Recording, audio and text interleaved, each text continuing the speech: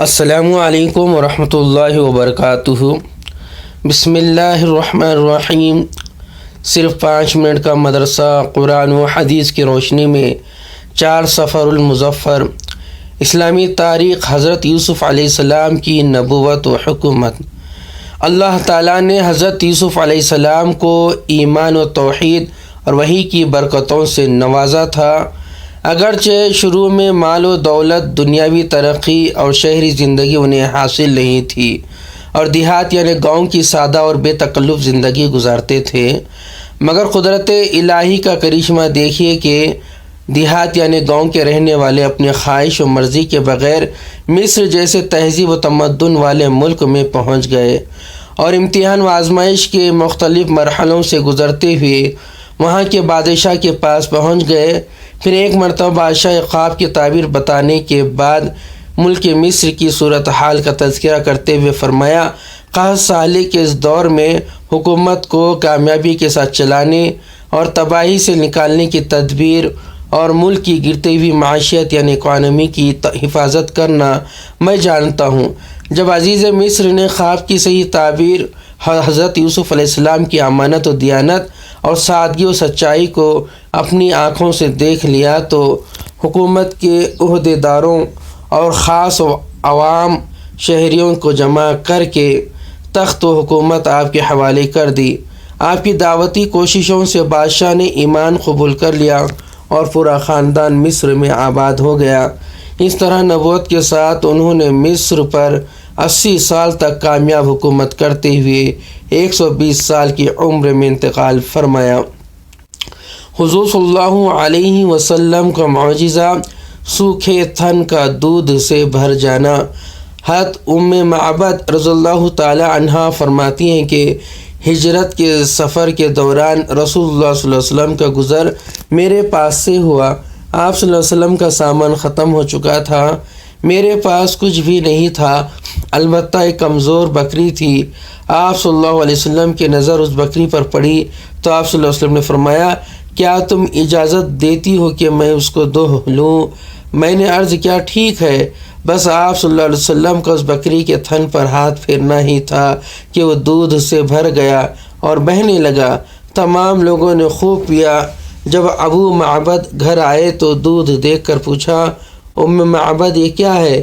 میں یعنی ام معبد نے جواب دیا، ہمارے پاس سے ایک بہت ہی بابرکت آدمی کا گزر ہوا ہے، یہ خیر و برکت اسی کی وجہ سے ہے۔ ایک فرض کے بارے میں اولاد کی میراث میں ماں باپ کا حصہ۔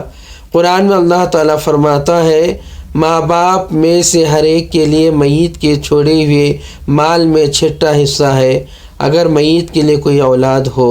خلاصہ اگر کسی کے انتقال ہو جائے اور اس کے ورثے میں ماں باپ اور اولاد ہو تو ماں باپ میں سے ہر ایک کو الگ الگ چھٹا حصہ دینا فرض ہے۔ ایک سنت کے بارے میں پریشانی کے وقت کی دعا۔ جب کوئی شخص کسی پریشانی میں مبتلا ہو جائے تو یہ دعا کثرت سے پڑھے، حسبی اللہ لا الہ الا هو علیہ توکلت وہو رب العرش العظیم۔ ترجمہ، میرے لیے اللہ ہی کافی ہے، اس کے سوا کوئی عبادت کے لائق نہیں، میں نے اسی پر بھروسہ کیا اور وہی عرش عظیم کا رب ہے۔ ایک اہم عمل کی فضیلت اللہ کا ذکر کرنا۔ رسول اللہ صلی اللہ علیہ وسلم نے فرمایا، جو لوگ اللہ تعالیٰ کا ذکر کرنے کے لیے بیٹھے ان کو فرشتے گھیر لیتے ہیں اور ان پر اللہ کی رحمت چھا جاتی ہے اور ان کو دلی سکون حاصل ہوتا ہے۔ ایک گناہ کے بارے میں سچی گواہی کو چھپانا۔ قرآن میں اللہ تعالیٰ فرماتا ہے، تم گواہی مت چھپایا کرو، اور جو اس گواہی کو چھپائے گا تو بلا شبہ اس کا دل گنہگار ہوگا، اور اللہ تعالیٰ تمہارے کیے ہوئے کاموں کو خوب جانتا ہے۔ دنیا کے بارے میں، دنیا کا سامان چند روزہ ہے۔ قرآن میں اللہ تعالیٰ فرماتا ہے، دنیا کا سامان کچھ ہی دن رہنے والا ہے، اور اس شخص کے لیے آخرت ہر طرح سے بہتر ہے جو اللہ تعالیٰ سے ڈرتا ہو، اور قیامت پر تم پر ذرا برابر بھی ظلم نہیں کیا جائے گا۔ آخرت کے بارے میں جنت کی عمارت۔ رسول اللہ صلی اللہ علیہ وسلم نے فرمایا، جنت کی عمارت کی ایک اینٹ چاندی کی اور ایک اینٹ سونے کی ہے، اور اس کا گارا خالص مشک ہے، اور اس کی کنکریاں موتی اور یاقوت ہیں اور اس کی مٹی زعفران ہے۔ طب نبوی سے علاج، مہندی سے زخم کا علاج۔ رسول اللہ صلی اللہ علیہ وسلم کو جب بھی کوئی کانٹا چبھا یا زخم ہوا تو آپ صلی اللہ علیہ وسلم نے اس پر مہندی لگائی۔ فائدہ: مہندی جراثیم کو ختم کرتی ہے، جلن اور سوجن کو دور کرتی ہے، نیز اس میں دوسرے بھی بہت سے فوائد ہیں۔